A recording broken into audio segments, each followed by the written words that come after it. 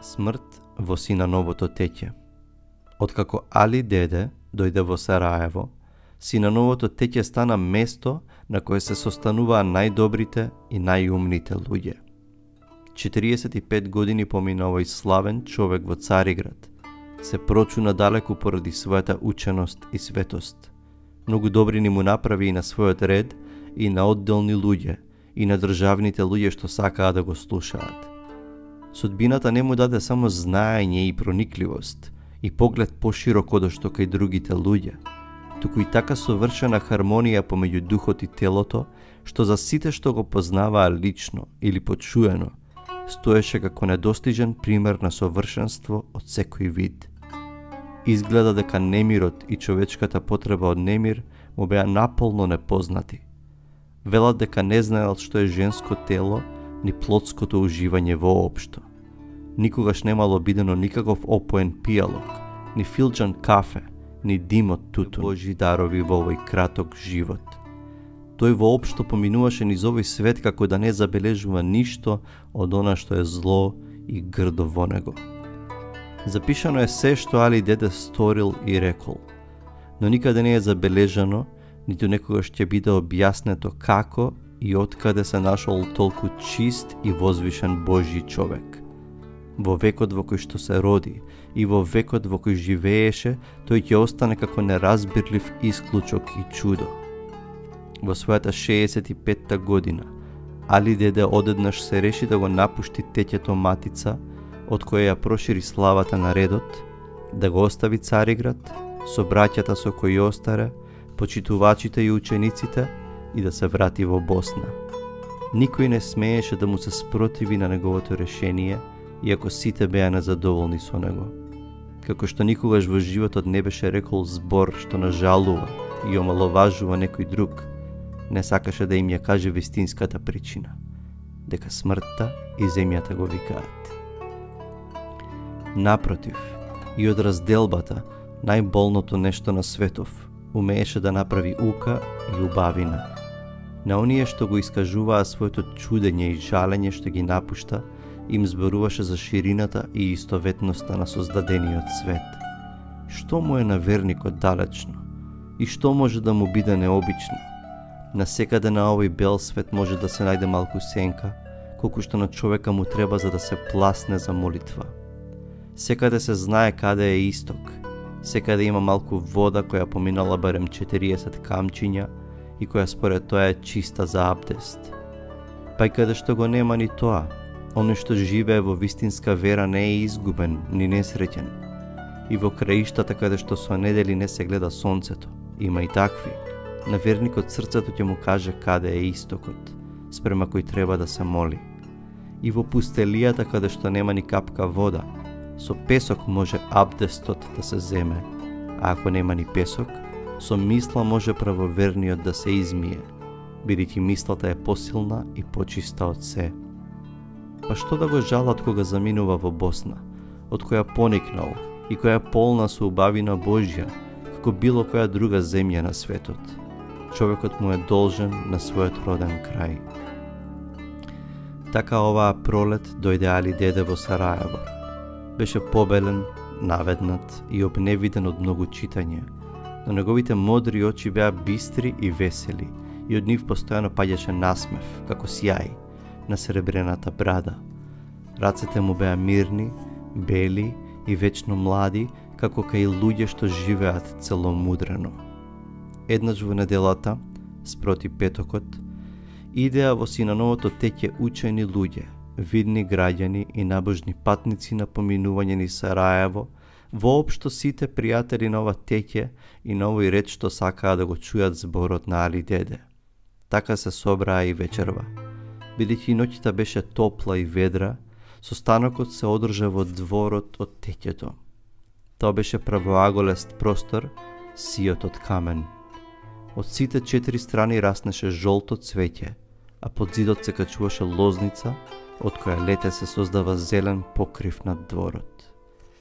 Насреде е низок шедрван, чија вода не блика на угоре, туку по кратко качување се враќа, опточува едно мраморно јаболко и паѓа во тркалезниот базен.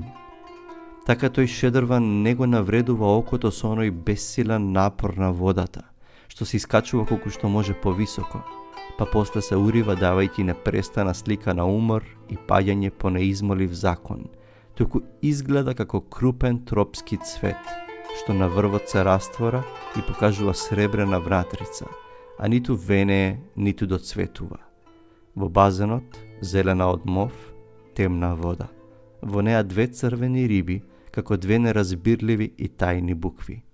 По камените плочи послана голема рогузина за гостите. На височинката, покрај зидот, шилјте за Али деде. Веќе се беа собрале сите.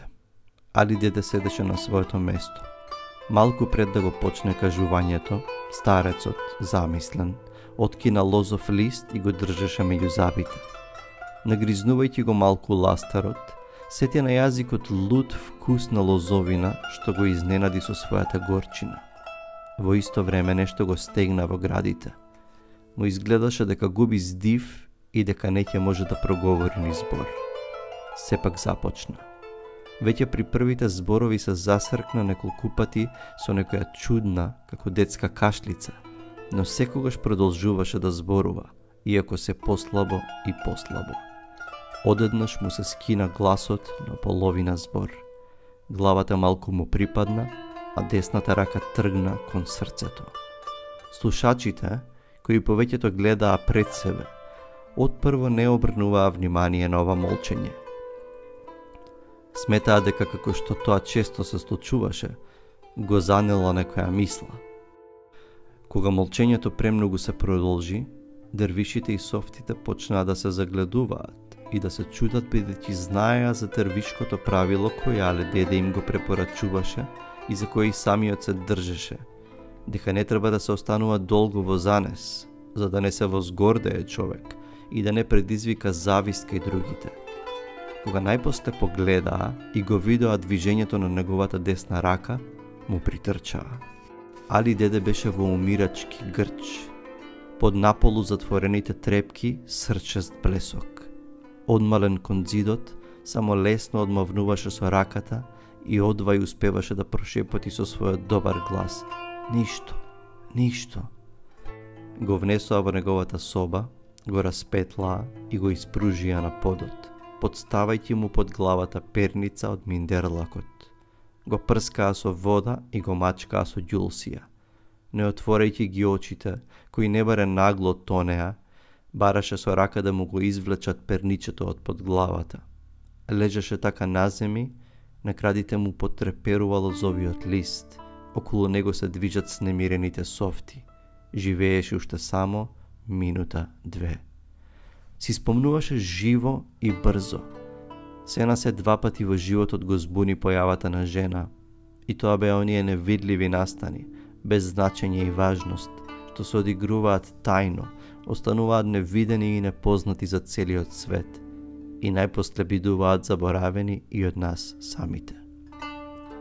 И сега, од сиот негов долг и работен век, само тие два настани, две ситни и безсмислени маки, што исполнија неколку дена од неговото детство и неговата младост, стоеа пред него, гробнички издвоени и пораснати, бришејќи се друго, неговиот живот, тело и мисла, истопувајќи се со воедно единствено чувство на болка, што сиот го исполнуваше. А сето тоа заедно беше помало од врвот на најостра игла. Последната трага од неговата свест и последен доказ на постоењето. Имаше 10 или 11 години. Нивната куќа беше надвор од градот, осамена меѓу нивите и сливовите градини, на она место каде што реката Босна прави силен свиок и ја заобиколува Зеница. Напролет и наесен, кога ќе надојдат водите, се заматува и нараснува Босна и доаѓа под самата куќа, им ја однесува градинарската ограда, а им нанесува туѓи некои огради, искршени кој знае каде, довлечкува пенушки и корење, наплавува дебел нанос од тиња, гранки, крпи, разбиени каци и делкано дрво. За децата тоа е цел еден далечен и таинствен свет на кој тие му се радуваа и по кој по секоја поплава распретуваа со денови. Таа пролет водата беше причудлива и необична, опаѓајќи нагло и пак нагло надоаѓајќи во еден ист ден. Една предвечер водата беше опадната по матен и ненадеен порој, што тоа утро дереше по нивната градина. Небото беше ниско и облачно. Од планината идеше далечен и подморен татнеш, што навестуваше нова поплава. Момчакот се талкаше сам и со долг стап црташе нееднакви шари по меката, црвеникава тиња што остана по водата. Кај самата ограда се догледа еден краток и валчест дирек. До полупотонат во тињата, лисјето и грагорот. Му се израдува како на неочекувана играчка и веднаш се качи предпазливо на него, бидејќи беше уште влажен и лизгав. Со стапот се беше потпрело до градата, а со нозете во дирекот и така се нишаше, губејќи и пак брзо фаќајќи рамнотежа, сиот предаден на оние необични движења што на старите им изгледаат толку безсмислени и опасни, а кои на децата им ги наложуваат барањата на нивното тело во растење и на фантазијата што се буди. Но детското тело лесно се заморува и детската фантазија бргу се заситува. Момчакот го фрли стапот, се спушти и го обчекори и јавна дирекот. Со левата рака го допираше наносот од песок и суви гранки. Тогаш погледот му падна на нешто необично и нејасно. Му се стори дека во песокот и гранките виде човечко уво и перче коса.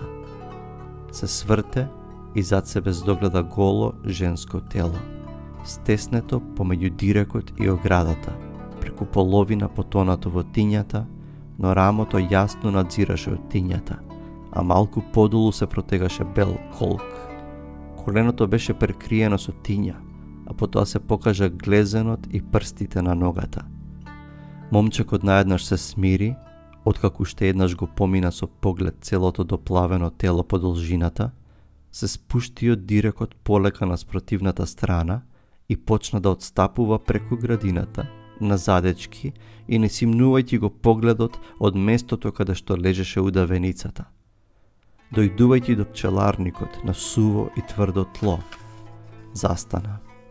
Дури тука го фати страв. Трчејќи кон куќата, ја викаше гласно мајка си, но кога стаса и ги виде домашните, го поваса одеднаш дотогаш непознато чувство на срам. Иако беше измачуван од страв и потреба да зборува, не можеше да најде ниеден збор со кој би го кажал она што го виде.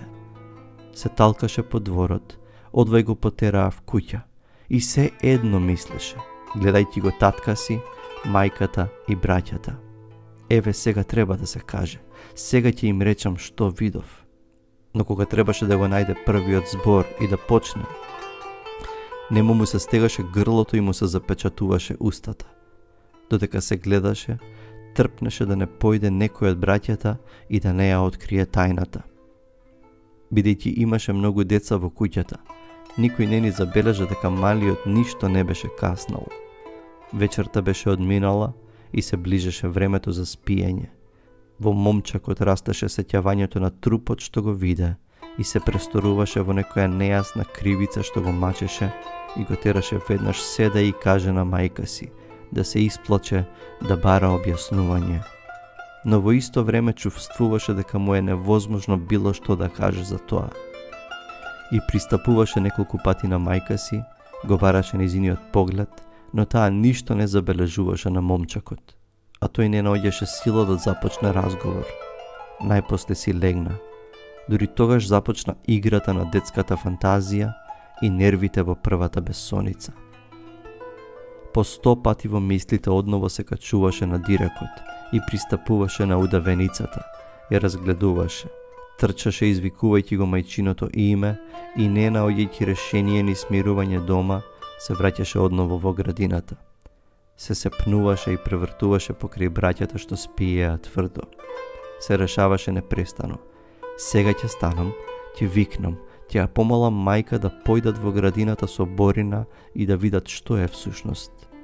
па сепак остануваше прикован кон душегот, додека во него непрестано растеше чувството на страв и неразбирлива кривица што станува се поголема. Во треска го пречека утрото, стана пред другите и отрча во градината. Виде дека водата во текот на ноќта надошла и ја прекрила половината од градината. Ни трага немаше од дирекот, ни од удавеницата. Водата беше порасната до висината на оградата. Матицата дереше по средината на бавчата. Реката придојдуваше целиот тој ден. Беше се разведрило и слабо пролетно сонце светнало, но планините со татнеж ги праќаа своите порои што живеат само по еден ден во годината, за да беснеат целиот тој ден, да уриваат и да носат се што е пред нив. На момчакот му изгледаше дека се што го мачеше отплавено со тие нови порои матна вода. Денот го помина во збунето чекање, а следната ноќ спиеше без соништа и без будење, преморен од синошната бесоница. Кога следното утро слезе во градината, водата беше знатно спадната. Во текот на денот спласна толку што се покажа целата ограда. По просторот околу него останаа лочки матна вода, но веќе сега беше јасно дека и оној дирек и удавеницата водата ги отплавила понатаму.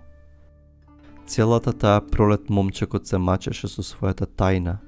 Секој ден по неколку пати му се враќаше мислата, барем сега, кога исчезна се, да и го раскаже сиот настан на мајка си. Чувствуваше дека би му било полесно од тоа, но никогаш не наоѓаше храброст да почне ни збор да се изрази.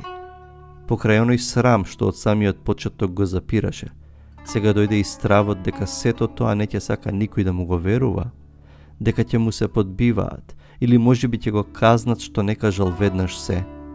Дури со топлото лето и веселата есен почнува да заборава. Но после уште долго време се случуваше, особено пред вечер, во него да се јави истиот оној страв од непознатиот труп и чувството на неразбирлива кривица и потребата некому сето тоа да му го признае и исповеди и невозможноста тоа да се стори. 1-2 години подоцна момчакот го зеде кај себе еден негов војко, човек имашлив и чудак, што живееше во Сараево. Тука влезе во синановото теќе и ја засака науката и правилата на својот ред. Тоа го одведе во Цариград. Имаше околу 25 години. Веќе од 5-6 години во Цариград беше најмлад меѓу наставниците, мошнеценет, необично зрел за своите години. Теќето во кое живееше имаше две лица. Едното, главно и подолго, гледаше кон морето, а другото кон стрмниот рид со бавчи и гробишта, низ кои се спушташе една единствена улица. Една ноќ, одвајако беше полноќ, младичот се разбуди и се расони. Стана, го отвори прозорецот и подпирајќи ја главата на дрвените рамки, го вдишуваше студениот пред пролетен воздух. Ноќта беше без месечина, но ведра и звездена. Пред него се белееше калдрмата од улицата што се качуваше кон ридот, опашана од обете страни со висок зид и темни бавчи. Од свежиот ноќен воздух полека му се затвораа очите.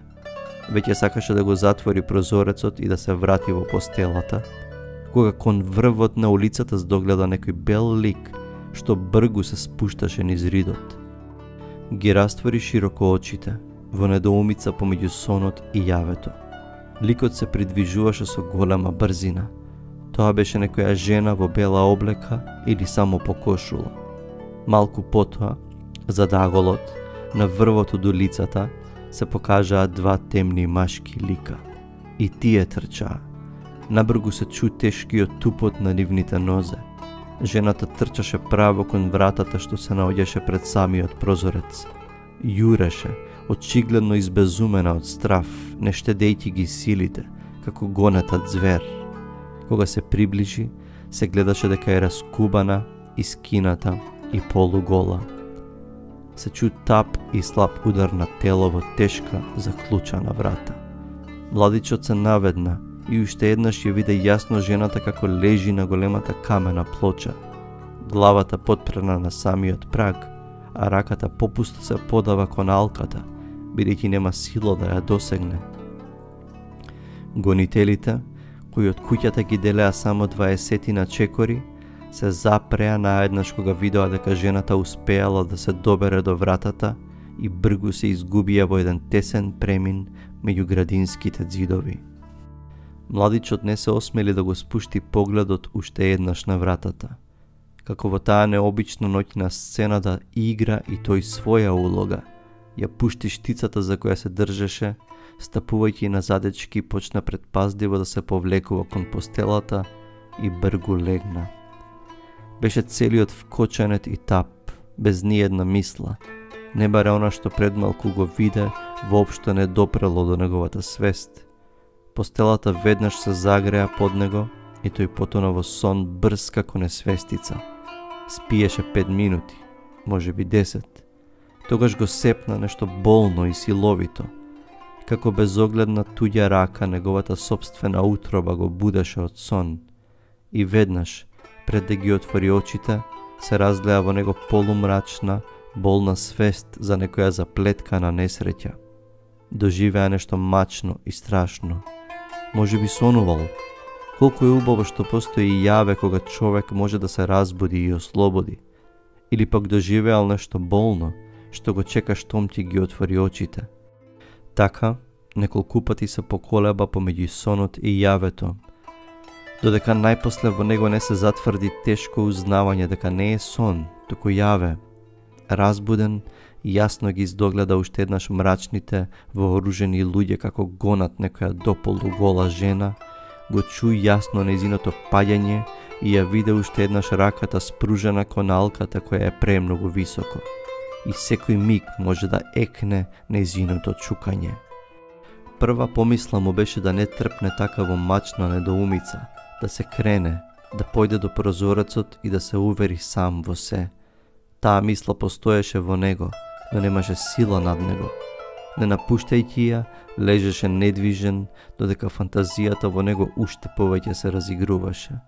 Само да не мора да станува и може би уште еднаш да види нешто од оној ноќен настан. Тој нарочно се залажуваше дека може би сето тоа е сепак само сон, да не вреди да се станува и да се гледа, зашто дури со тоа неговото движење работата би го добила првиот изглед на јавето. Тогаш погрешна мисла почна во него да работи и да протрчува како совалка на разбој. Па добро, ако навистина нема ништо, ако не е доживеано, што не станеш и не погледнеш од прозорецот на вратата, од што се плашиш? И потоа пак таа иста мисла протрча на другата страна. Што да станувам и да гледам кога знам дека нема ништо, кога знам дека се е само сон и бладање? И така непрестано, како луда нишалка со мали оази сон од минута 2, по кој пак продолжуваше нишањето. Зошто не станеш? Зошто да станам? А над сето тоа неиздржлив страв дека во секоја секунда може да екне нејзиното чукање. Кога се раздени, наеднаш сето колебање во него престана. Не се прашуваше веќе што се случило ноќта, не и дали се случило. Само се облече брзо и слезе во долните одаи, како виновник и осуденик, очекувајќи денот безмилосно да го прокаже ноќниот настан во кој е и тој замешан, иако не знае токму како. Одеше предпазливо и ги очекуваше првите зборови и прашања како удари. Но момците, софтите и дервишите поминуваа покрај него со секогашен израз на лицето и со обични поздрави. Како? Зар никој не е открило несвестена жена покрај вратата или низиниот труп? Како сонце го озари радосна мисла дека ништо и немало, дека се е сепак само сон. Просто нека е залудно, но тешно томачење, кое му е речиси мило и пријатно. Но веднаш се јави друга мисла, да праша некого од дервишите дали тие што го деноќеска чуле или утринава забележале. Веднаш сети дека нема сили тоа да го стори. И како што ноќта лежеше со бесилно решение во себе. Треба да се стане и да се извиди што е всушност. Така и сега им пристапуваше на дервишите, решен да ги запраша или сам да каже нешто за синошниот настан. Но пред првиот збор застануваше уплашен и молчеше или го свртуваше разговорот на друга работа. Кога дојде вечерта од истиот тој ден, тој веќе не се прашаше дали било што годе или не, треба ли да каже или не треба, туку избега во својата соба со нејасно, но длабоко чувство на кривица и страв од кој не може да се побегне, и легна без вечера и молитва, не да спие, туку да се мачи. И тоа не беше така само првата вечер, со денови и денови се мачеше. Веќе и не помислуваше од каде му е тоа, кога почнало, ни зошто, ни како дошло, ни има ли некаква вистинска причина за тоа. Знаеше само дека носи една тајна и една мрачна работа во себе. Уште многу ноќи се будеше од чукањето на алката, кое само тој можеше да го чуе, и бдееше со чувство дека до вратата под неговиот прозорец е потпрено тело на онесвестена жена. И се тешеше веднаш потоа дека не е така, дека е достатно да стане, да појде до прозорецот и да се увери дека нема ништо, но никогаш не стануваше. Во бесоницата и прелажаниот мрак се прашуваше која беше таа жена, зошто ја гонеа, што стана со неа и како исчезна од пред вратата. Се прекоруваше огорчено што онаа ноќ не слезе веднаш во дворот, да ги разбуди другите и да ја отвори вратата за да ја помогне на гонетата жена. Но чувствуваше дека сега, кога се одново би се одиграло оваа ноќ, би постапил исто како и тогаш, дека не би имал сили поинаку да прави. Со месеци не смееше да пристапи кон прозорецот, или подобро да загледа во горната врата. Најпосле, и тоа безпричинско мачење му мина како некоја болест. Споменот на сето тоа ја загуби прво силата, па потоа исчезна без траг. Потоа живееше 40 години во Цариград, без да узнае никогаш немир ни страдање, ништо друго освен работа и молитва. Тоа беше тој живот на Али деде, за кој зборувавме напред и за кој се раскажуваше докаде што има муслиманско уво. А ова сега, ова беше неговата последна минута, и во таа минута ова сеќавање како последен блесок на неговата свест. Попусто настојуваше да не мисли на тоа или да си спомне на што било друго. Ништо, освен тие две мрачни сеќавања и освен болка што не се искажува ни со грч, ни со солза, ни со крик. Во мака дотогаш непозната и неслутена, неговата последна сила се претвори во молитва, каква никогаш досега не упатил ни еден правоверен, ни учен, ни неук. Вака се молеше Али деде под неиздржливиот притисок на својата болка, додека устните му се движеа само по навик, зашто зборови веќе немаше на нив. Седржителе, голем и единствен, толку сум од секогаш со тебе и толку цврсто во твојата рака, што знам дека ништо не може да ми се случи. Тоа узнавање, тој мир што ти им го даваш на оние што оставајќи се, ти се предале наполно тебе, тоа е всушност рајот. Без тежини живеев, пловејќи како зрнце прашина што трепка во сончевиот зрак. Без тежина е, плови кон висините, проникнато од сонцето и самото како малечко сонце. Не знаев дека ваква горчина може да ја исполни душата на човекот. Заборавив дека жената стои како врата на излезот и на влезот од овој свет. И еве, најде оваа горчина со која ми се пресече срцето надве, да ми припомни за она што загледам во небото го заборавив, дека лебецот што го јадеме всушност е украден, дека за животот што ни е даден сме и должни на злата судбина, на гревот, на таксиратот, дека од овој свет на оној подобриот не може да се премине додека како зрел овошен плод не се скине, не се летне во болен и стрмоглав пад и не се тресне во тврдата земја. Без друго и во рајот се носи модрицата од тоа паѓање. Еве ја мојата мисла, милостив, а ти ја гледаш, ја рекол јас или не. Погорко е и потешко е отколку што мислев робувањето на законите од твојата земја. Гледајќи дека Али деде ги мрда устните, софтите помислија дека зборува предсмртна молитва и сите застанаа, каде кој што се најде, потиснати и недвижни. Така издивна беше спроти петок, ноќ на месечева новина, и по општо мислење, смртта му беше чудесна и света и мораше секого да исполни со восхит, како и неговиот живот.